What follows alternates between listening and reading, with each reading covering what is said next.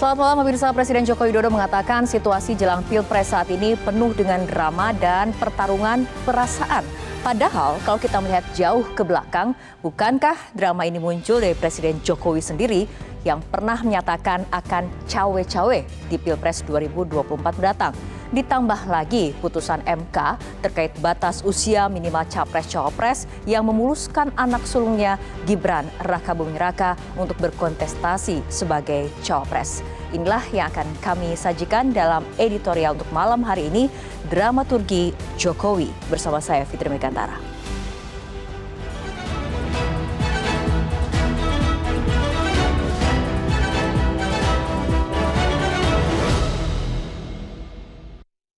Dramaturgi Joko Widodo.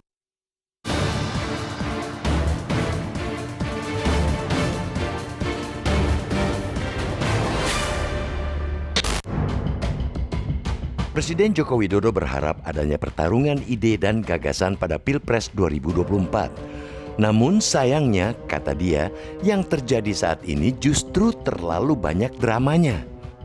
Saya melihat akhir-akhir ini terlalu banyak dramanya.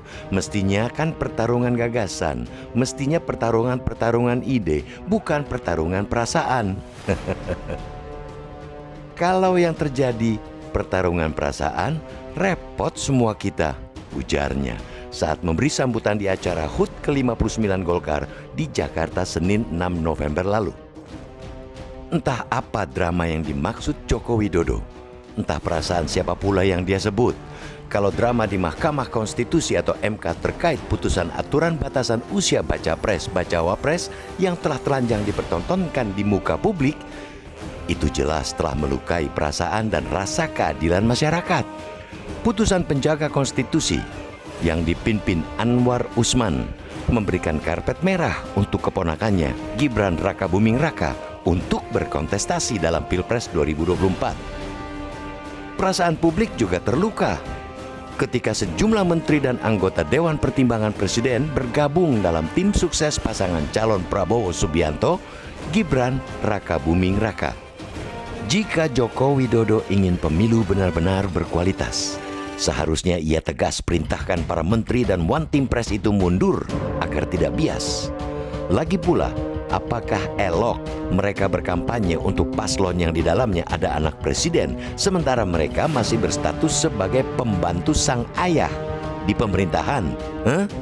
Betul, semua pasangan calon atau kontestan ingin menang, tapi tetap harus mengedepankan sportivitas dan etika.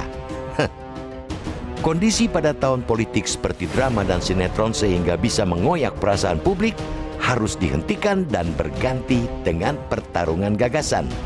Sejatinya kontestasi Pilpres adalah pertarungan gagasan, ide yang orisinal, otentik, dan progresif. Bukan gagasan yang menyontek dari pendahulu atau dari lawan politik. Negeri ini butuh gagasan cemerlang untuk menuju negara maju dan bisa bersaing dengan negara-negara lebih maju lainnya. Konsistensi antara omongan dan perbuatan barangkali mungkin telah menjadi barang langka di negeri ini. Integritas sebagai salah satu kriteria kualitas pemimpin telah lama hilang. Yang menonjol adalah hipokrisi. Lain di bibir, lain di hati. Rakyat butuh pemimpin yang dapat menjadi teladan, pemimpin yang konsisten antara kata dan perbuatan. Satu hal yang juga harus diingat, rakyat kini juga semakin cerdas, bukan lagi sekadar penonton pasif yang mudah dibuai dan diperdaya dengan permainan kata-kata sang sutradara dan penulis cerita.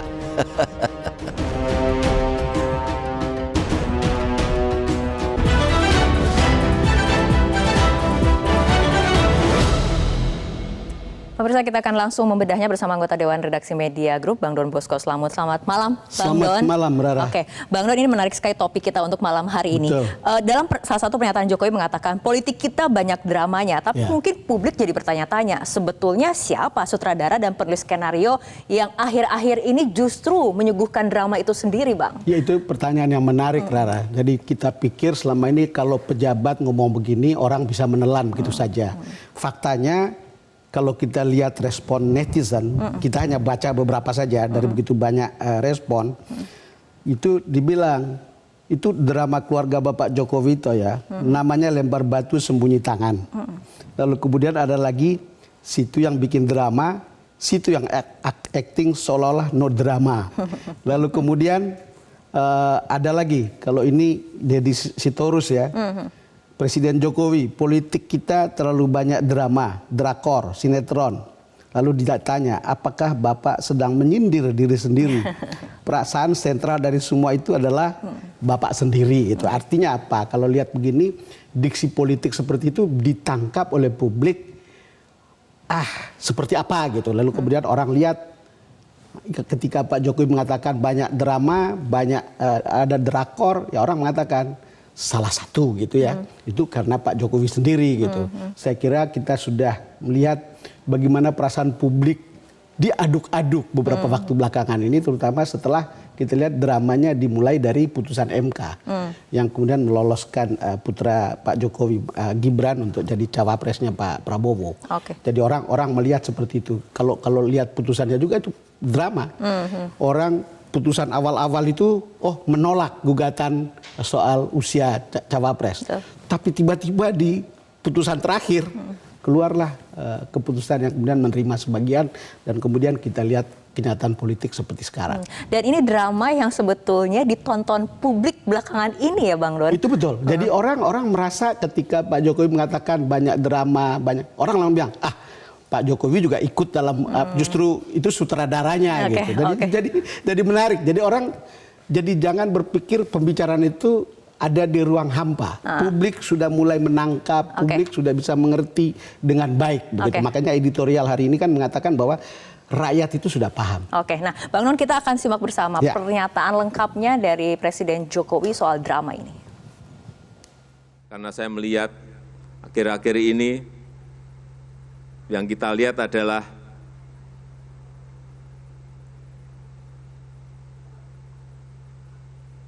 terlalu banyak dramanya, terlalu banyak drakornya, terlalu banyak sinetronnya. Sinetron yang kita lihat. Mestinya kan pertarungan gagasan, mestinya pertarungan ide, bukan pertarungan perasaan.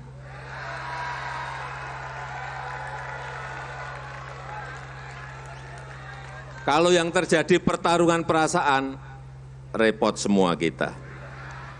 Bang, kita bedah nih isi pernyataan dari Pak Jokowi mengenai drama itu sendiri. Drama apa yang dimaksud oleh Presiden Jokowi ketika berbicara mengenai ini, dan apakah ini niatnya untuk menyindir pihak lain? Iya, yang pertama saya ingin mengatakan cara Pak Jokowi menyampaikan itu, Rara. Jadi jeda dulu, lalu kemudian baru bilang banyak dramanya. Jadi orang-orang menunggu gitu. Ada drakornya, ada sinetronnya. Tetapi kalau kita lihat, kalau saya sih, saya bisa salah untuk menyampaikan kesimpulan seperti itu. Tapi ini usil, rada jahil. Tapi kita tahu yang dimaksud itu siapa. Pasti yang dimasukkan itu adalah PDIP.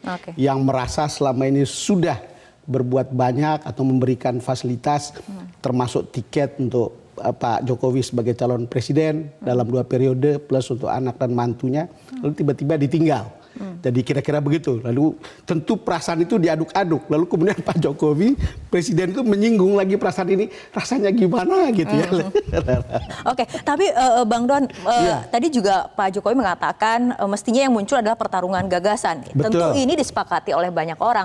Tapi kan pertarungan gagasan juga harus didukung oleh sikap yang adil dan berimbang seperti itu, Bang. Iya, jadi kita setuju dan 100% bahwa itu harus ada pertarungan gagasan. Pertarungan ide, ini sudah seharusnya, ini demokrasi yang naik kelas. Cuman kan sekarang kita bicara ketika misalnya kita lihat ada Mas Gibran di tempatnya Pak Prabowo, orang kemudian bicara soal netralitas kan. Lalu kita bicara tentang demokrasi yang berkualitas, itu hanya mungkin kalau semua orang punya jarak yang sama dan orang memulai dari level playing field yang sama. Jadi tidak ada orang yang dapat preferensi atau dapat privilege untuk kemudian diistimewakan. Kan orang sekarang berpikir atau merasa bahwa nanti akan ada sikap yang tidak netral, akan ada pengerahan aparat, akan ada pengerahan PLT, akan ada pengerahan sampai ke kecamatan dan seterusnya untuk mendukung salah satu pasangan. Ini yang kemudian menimbulkan persoalan bagi kita tentang kualitas demokrasi. Oke. Sampai-sampai kemudian ada yang berpikir dan mengatakan jangan-jangan hasilnya sudah ditentukan sebelum hari H. Nah ini dia, drama-drama memang sudah terjadi seperti itu. Bang, bagaimana kemudian dampak kepada kualitas pemilu itu sendiri? Tapi kita akan bahas usai jeda berikut.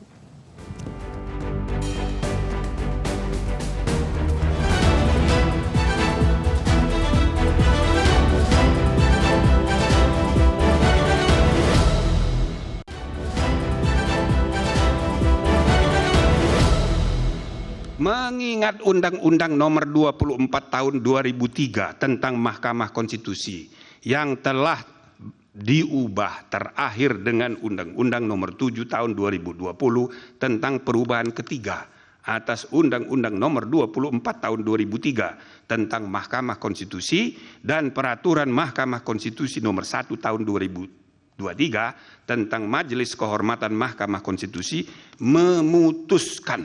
menyatakan hakim terlapor terbukti melakukan pelanggaran berat terhadap kode etik dan perilaku hakim konstitusi sebagaimana tertuang dalam Sabta Karsa Utama, prinsip ketidakberpihakan, prinsip integritas, prinsip kecakapan dan kesetaraan, prinsip independensi, dan prinsip kepantasan dan kesopanan.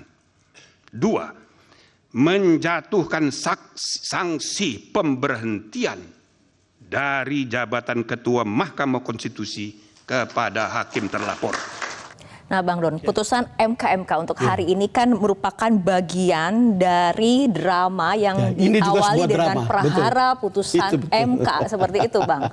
Gimana nih Bang? Iya, jadi menarik bahwa hari ini akhirnya kita melihat keputusan yang ada yang mengatakan itu fair, ada yang mengatakan tidak fair, tetapi itu oke lah. Tetapi intinya kan kemudian Ketua MK yang kemudian jadi biang dari keputusan sebelumnya banyak dipersoalkan orang, itu terbukti melakukan pelanggaran berat, pelanggaran etik yang berat.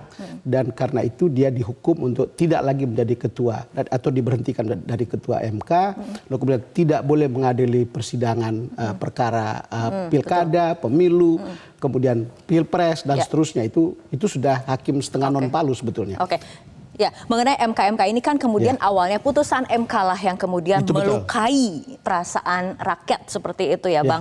Dan kemudian tadi Pak Jokowi mengatakan ini pemilu ini bukan pertarungan perasaan seperti itu. Sebetulnya kan selama ini kan perasaan rakyat sebetulnya yang membuat Pak Jokowi juga dipilih selama 2 periode nih Bang. Itu betul, karena perasaan bahwa kita itu atau Jokowi itu kita banget, orang lalu kemudian memilih kan. Jadi perasaan itu penting dong, tidak bisa dikesampingkan. Sangat penting gitu, tetapi saya ingat ya, diksi lebih lanjut dari apa yang dinyatakan oleh Pak Jokowi. Ingat, mulai dari sekarang yang dipegang betul nanti, jika menang jangan jumawa, jika kalah juga jangan murka.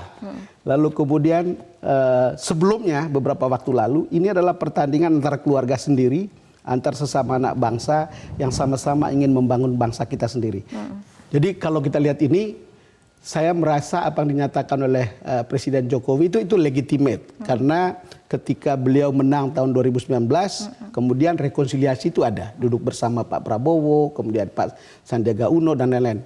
Ini menggambarkan sinyal menurut saya, pesan kepada lawan politik, lawan tanda kutip. Karena selama ini kan sama-sama sebetulnya di koalisi, lalu kemudian ada yang di luar. Tidak lagi bersama Pak Jokowi, hanya mau menyampaikan sinyal bahwa setelah ini mungkin kita harus duduk lagi baik-baik. Jadi jangan ada pesan penting di balik pernyataan Pak Jokowi. Sinyal seperti itu. Nah sekarang kan orang menilai apakah sinyal ini legitimate. Kalau lihat track recordnya, mestinya gitu.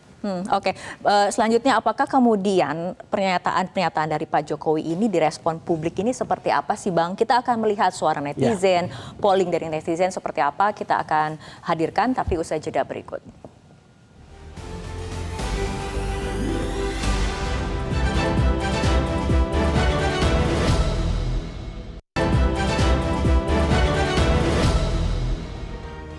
Pemirsa, kita akan langsung simak polling yang ada di X @metro_tv dengan pertanyaan apakah kontestasi Pilpres 2024 saat ini penuh drama dibandingkan adu ide gagasan. Dominasi jawabannya adalah iya, 91%. Ya, kita lihat suara dari netizen di @arifkurniawanujf bagaikan film India, bukan drakor nih Bang. Semua terlihat jelas alur ceritanya.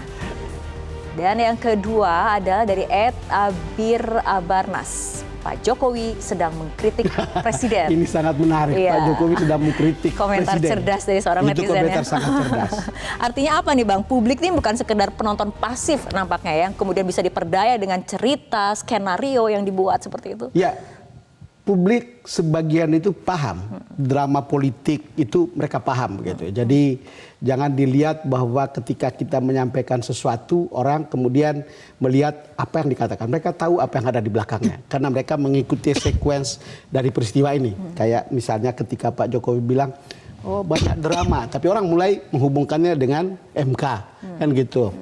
Ketika ada MK lalu bilang, karena ada hubungannya dengan MK lalu bilang bukan, yang bikin drama itu Pak Jokowi, sutradaranya gitu kira-kira. Itu hal-hal yang orang sudah lihat dengan mudah, peristiwa demi peristiwa, lalu menyambung-nyambungkan, lalu mulai memahami, oh kira-kira begini kejadiannya, lalu kemudian ekspresinya seperti itu. Seperti netizen. Seperti tadi itu dibilang, Pak Jokowi lagi mengkritik presiden. Oke. Gitu Tapi kira-kira. presiden apakah kemudian harusnya bisa lebih aware ketika kemudian ternyata netizen sudah ataupun masyarakat publik itu sudah menjadi publik yang sangat cerdas gitu, Bang. Ya, kita harus memahami seorang Jokowi juga seorang politisi. Dia politician. Kalau tidak begitu bagaimana bisa 2 periode? Tentu karena track record apa yang dikerjakan atau kinerja, tapi juga karena politician. Saya kira setiap pesan pasti diukur apa responnya, dan itu pasti disampaikan dengan cara yang sadar. Kalau lihat bagaimana cara Pak Jokowi tadi ngomong, lalu kemudian jeda, kita menunggu apa yang diomongkan, banyak dramanya. Oke, Bang, tapi ini terakhir, ringkas saja. Setelah kemudian tahun politik ini disebut banyak drama Korea ataupun drakor seperti itu, apakah kita masih bisa berharap memiliki kualitas ataupun pemilu yang berkualitas? Kita selalu berharap bahwa pemilu itu harus tetap berkualitas. Apakah tentu ada beberapa hal yang kita lihat kayak lipstis gitu apa segala macam, tapi menurut saya kita harus tetap menjaga pemilu yang berkualitas karena kita membutuhkan pemimpin yang berkualitas. Kata kuncinya kalau bisa dapat yang lebih baik dari seorang Pak Jokowi. Oke, dan pertarungan gagasan didukung oleh sikap yang adil lagi-lagi seperti itu ya Bang Don.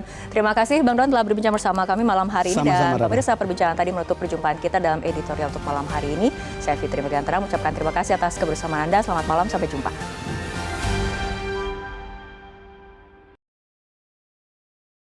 Jelajahi cara baru mendapatkan informasi. Download Metro TV Extend sekarang.